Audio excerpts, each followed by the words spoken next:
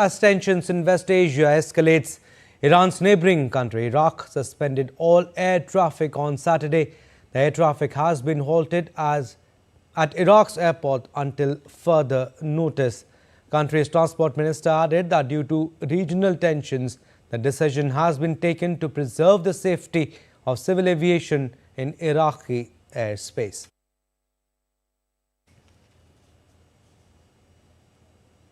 All right, to talk more on this, DD India's Amit Mukherjee is joining us live from Delhi, and we are also joined by Alok Bansal, Director, India Foundation. He's also joining us from Delhi. Welcome, Mr. Bansal. Amit, I'll come to you first. Israel has confirmed it launched precise strikes on military targets in Iran. Tell us any information on what sites were hit and the extent of the damage. Well, Abhishek, yes, the much anticipated response of Israel. We saw it play out early since Saturday morning.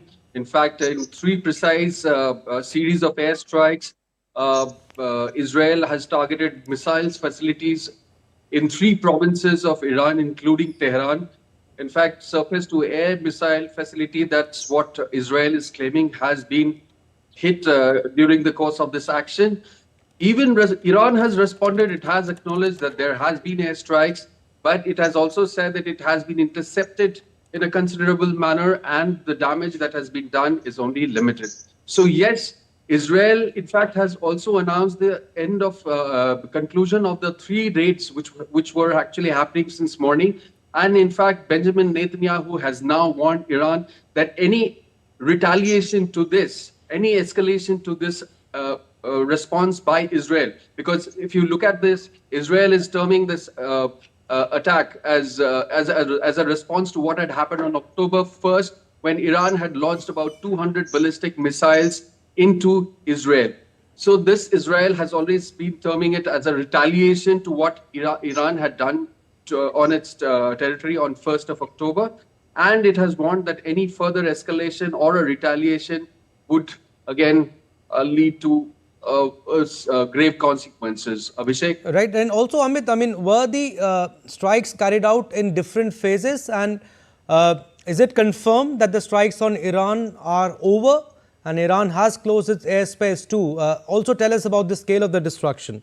Well, as far as the IDF is concerned, Israel's IDF has confirmed that it has kind of concluded the first round of raids, which were actually taking place in Saturday morning. So these were basically three different raids which were carried out and in three different provinces of Iran.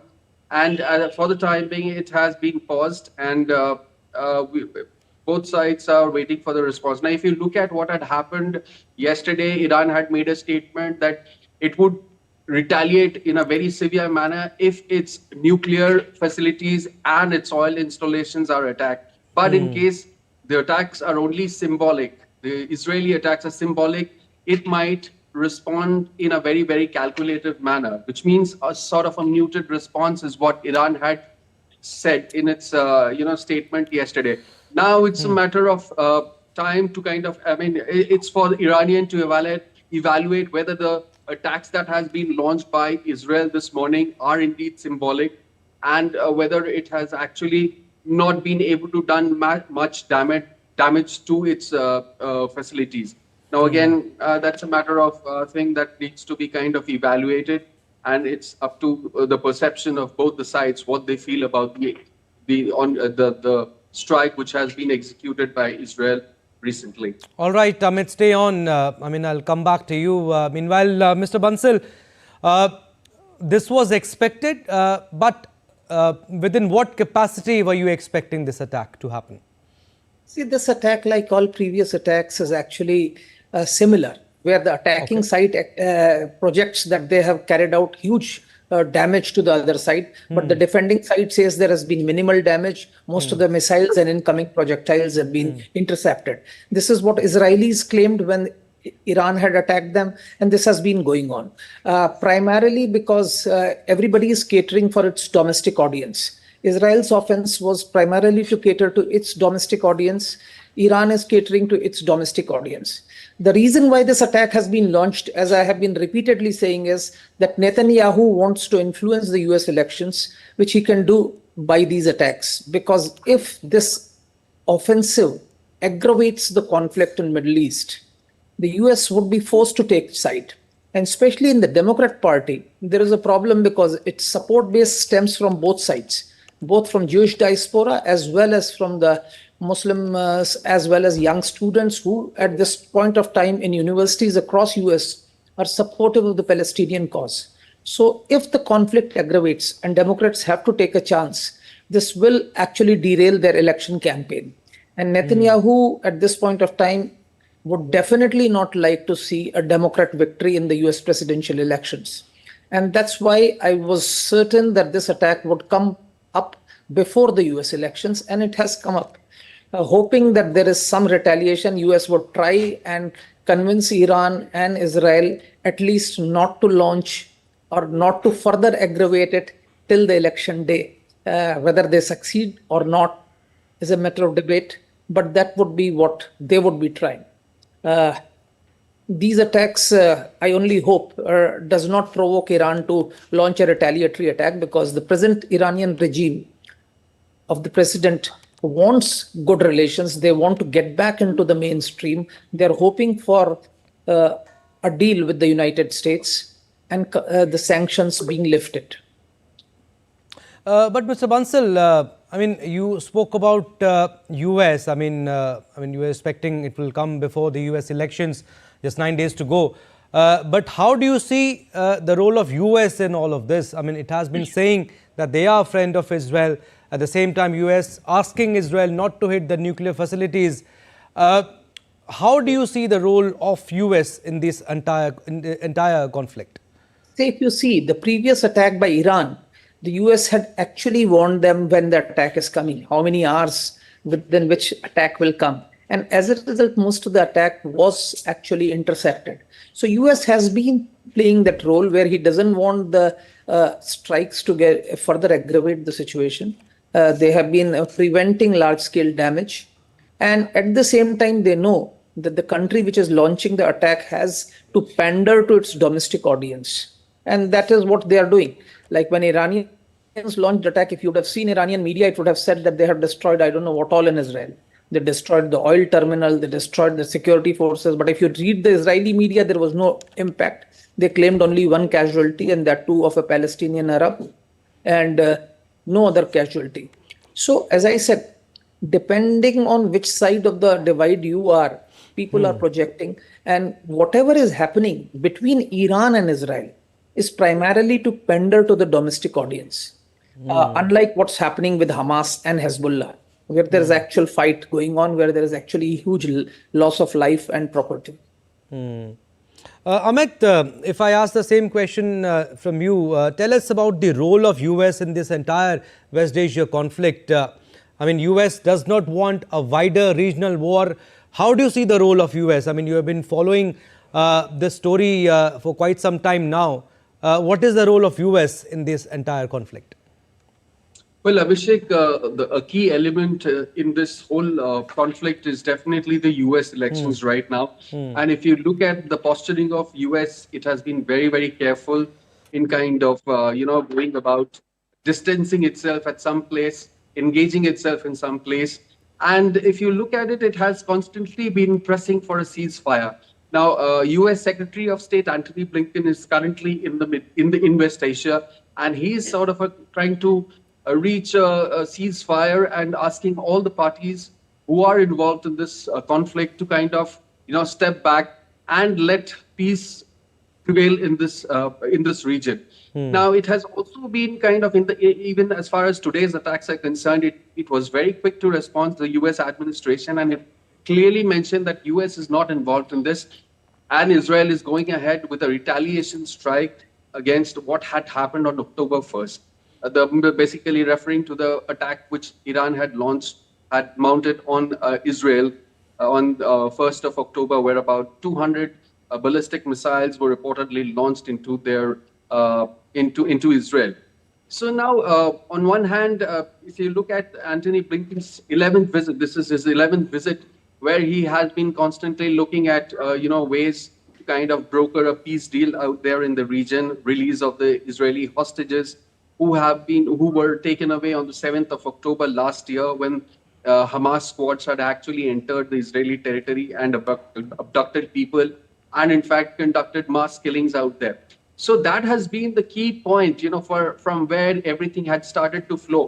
And at this point in time, even US has been harping on the fact that now that Yahya Sinwar, who was the chief of Hamas, was eliminated, they should look this as an opportunity because apparently Yahya Sinwar was the person who was responsible for masterminding the entire operation of October 7th. Now, with his death, US is constantly been asking Israel to step down because they should look at Sinwar's death as the guilty has been brought to justice. So that has been another symbolic, incident which US has now been harping on to put an end to this conflict, and especially when the US elections barely about 2 weeks away, and this particular incident, the entire Middle East, West Asia conflict has been having a significant amount of impact as far as the US elections are concerned. Abhishek? But will Israel budge from its stand? Mr. Bansal, there have been red zones also. I mean, what do you think is the red line by US for Israel when it comes to Iran? Well, I was asking Mr. Bansal. Yeah. Oh, as far as the red lines are concerned, I think US would not want that Israel attacks something which forces Iran to immediately retaliate. Because I think US interlocutors are dealing both with Iran and Israel and are trying to keep up this facade of the conflict going on while not really inflicting damage. While Iran is agreeing and more or less abiding by the US requests, because the present Iranian regime, the present president is actually keen to have peace and wants to get back to the mainstream. But Israel, on the other hand, is actually not really abiding, because if you see, when Yahya Sinwar was killed, Anthony Blinken was dispatched to Israel primarily to say that now you have a locus standi on which you could probably call a ceasefire and negotiate. But Netanyahu realizes that if he goes for a ceasefire, and if supposing a democratic dispensation comes up in United States, it's going to be very difficult for Israel going forward, because they would want them to implement some accord, Oslo Accord, and give some sort of an autonomy to Palestinians, which will create problems for Israel. So I think Israelis at this moment are hoping that if they can step up the tempo, they would be able to influence the US elections and prevent Kamala Harris from coming to power. They definitely want Donald Trump becoming the next US president, considering his views as far as Israel-Palestinian issues are concerned. All right, reactions also have been coming in. Israeli military says the attacks targeted missile manufacturing facilities in Iran. Amit, now the question is whether Iran would respond to these attacks. I mean, any response, any comments from Iran after these attacks carried out by Israel? Well, Abhishek, we are yet to receive any comments from Iran, except for the fact that they have said that the damage that has been done during these raids, the airstrikes which happened in its territory conducted by Israeli, has been very, very limited. In fact, the kind of targeted attacks which were there has been thwarted, and the damage has been limited to a certain extent. But at the same time, Israel is also claiming that it has, inflicted a considerable amount of damage, and it's, the prime target of it has been met, in terms of dismantling the missile facilities. In fact, Israel has been very, very precise in saying that they have only targeted those facilities where missiles which were used for October 1st attack were being manufactured. So those facilities, those surface-to-air missiles and other, and other missiles, other area of air striking missiles, those things have been, targeted, especially the ones which have been used to launch offense against the Israelis. Now, having said that, again, I would like to draw your attention to what Iran has been saying. In fact, it had mentioned yesterday that Only if it's strategic installations, the oil and nuclear facilities are attacked, will it go for a very, very emphatic response. But in case if it's just restricted to a symbolic attack, and again it's a matter of perception whether Iran considers this as a symbolic attack or whether a considerable amount of damage has been inflicted. It has been maintaining that Iran, in fact, has been maintaining that it doesn't want war at this point in time. But at the same time, it had been very, very firm in terms of saying that if Israel response launches an attack on its territory, it would not back out from retaliating. Abhishek? But Mr. Bansal, the Iranian state had previously stated that any strike on their country would be met with a stronger retaliation. Now you think Tehran will need more retaliatory options and West Asia will remain maybe trapped in a cycle of violence? See, I feel there will be a retaliation. The retaliation is inevitable. In fact, Iran has said that they would react to it and that attack would come. And what is interesting is that Israel has also said that their attack is over. Now, this is something very interesting. If you see the last Iranian attack also, after launching the attack, they had said the attack is over. The Israelis who were in bomb shelters were told that now they could go home. So to some extent, you would appreciate that this seems more of an staged strikes in both sides, I think, when people are informing the other side, yes, we have done our bit. But I have a feeling that Iran would probably wait till the US elections for launching its retaliation. Maybe you could see the retaliation after the US elections, and that is what US would want. I really don't know whether, because Iranian president also would be under immense pressure from the hardliners within his own country. And as you know, Iranian president is not the ultimate authority. The ultimate arbiter of nations' policies is Vilayat-e-Faqih, or the supreme leader. So he would be under immense pressure from the hardliners who would want him to react. I only hope that he's able to stall this pressure till the US elections. Amit, last question before we leave you. What is the message that is coming out with these attacks? Conflict not going to end? Well, Abhishek, as far as the ground realities are concerned, it's much more than what meets the eye. You know, definitely what is happening on the ground is not what we are witnessing through media, in fact, and through statements that are being made by both sides.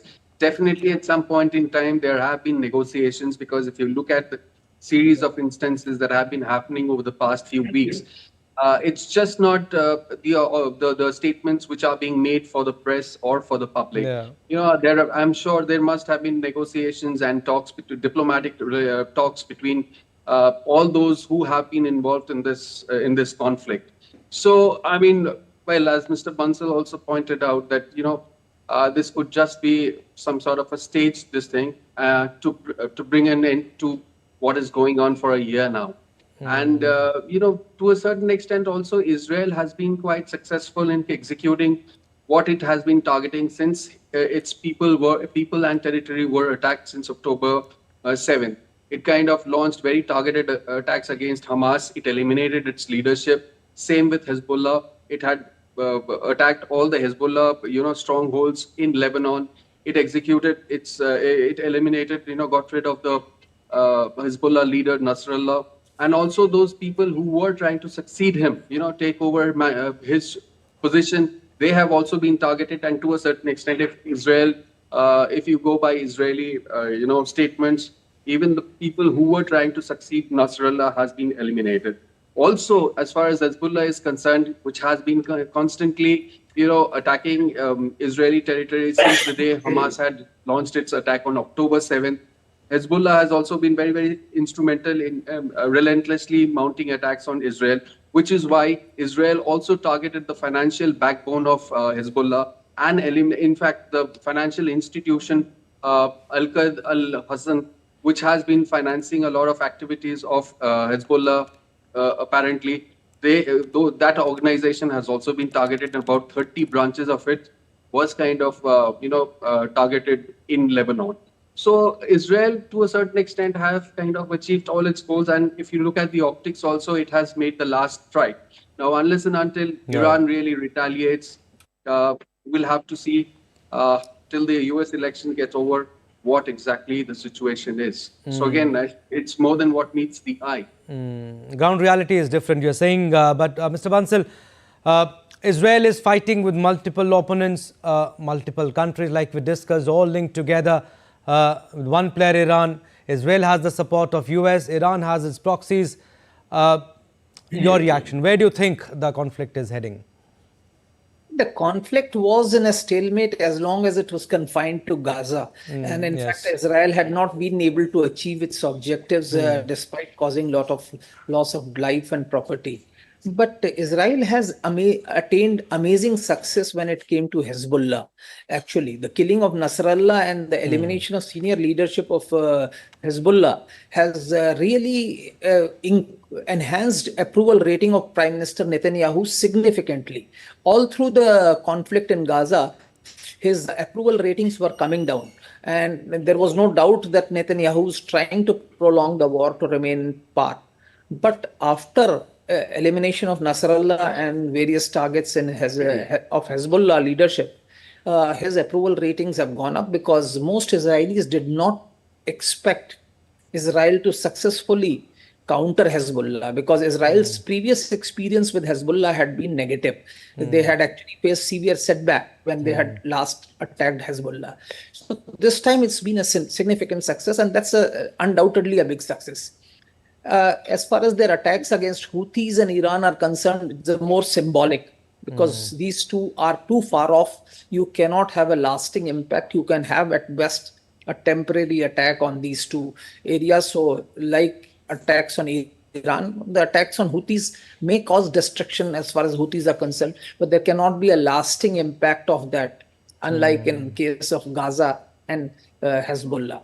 So that, to my mind, is the situation right now. Ideally, Netanyahu should have negotiated, but I feel he wants to step up the conflict till the US elections. And once elections are over, then maybe he'll go for negotiate settlement. How will this end? Nobody knows as of now, but yes, we'll have to wind up our discussion here. Thank you, gentlemen, for your insights, Samit and Mr. Alok Bansal.